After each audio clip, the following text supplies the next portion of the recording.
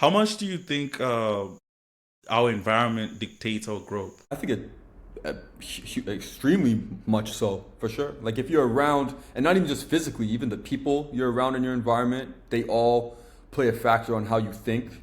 The people you talk to, our bodies are like sponges when it comes to energy. Um, the place, so for example, I'm from Canada. Right now it's wintertime, so I would look outside, it's dark, there's clouds in the sky, there's no sun. I can't even go walk my dog because we just had a 2 meter snowstorm, which is crazy. I've seen And that. that's I've not seen that. doing, yeah, that's not doing anything positive for my mental health. But now I'm in Barbados. You see the palm tree, there's water right there. I'm about to go sit outside after this and think.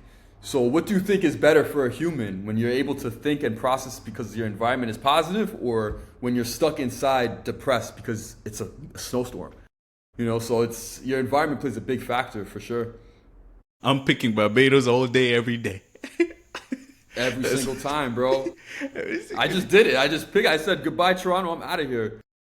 But do you think? Let me challenge you real quick. Do you think you can change internally and in turn dictate how you approach your external environment? Like, let's say, yeah, it's the winter, but everybody's facing the winters. There's Yeah. people who are still doing great things despite the external environment. Do you think it's much more to do with how you feel inside, or do you think it's a combination of both? I think it's a combination of both. I feel like if you have a dream and you want to pursue something and that's an internal thing, but externally you're not able to do that, now you're conflicted. You're going to want to make these. I've been getting so many messages from people saying, hey, I want to leave my country. I want to change my location. Nothing is working for me. Everything feels slow. It's mundane routines. They want to change, but that's their internal telling them they want to change. But externally, they're not able to put that into motion yet. So I think if internally you have that beginner start of you want to change, that gives you the opportunity to change your external environment. Right. I think Right. everything begins internally.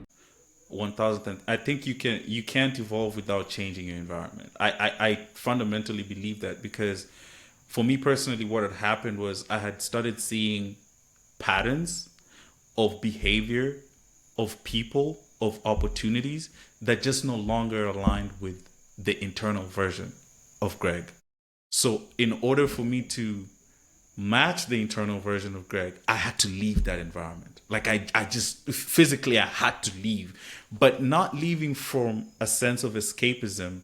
This was leaving in search for something that is more aligned with the version of me. Because the old environment was a trigger point for past mistakes, past experiences, past situations that no longer serve me. And it just became, I don't want It to was deal with holding you that. back. Yeah, it was holding you back. Yeah. Yeah, you Yeah. outgrew it. So And it's fine to outgrow it's situations. It's normal. yeah, with growth, unfortunately, comes the reality of outgrowing the past. You can't Not grow even, and it's not even unfortunate. It's very fortunate. The fact that someone will be able to recognize that I have outgrown my situation, I've outgrown this person, or I've outgrown my city. That right there is the hardest step. Is just realization. Once you realize that, it's much easier to take the second step, which is action, doing something about it.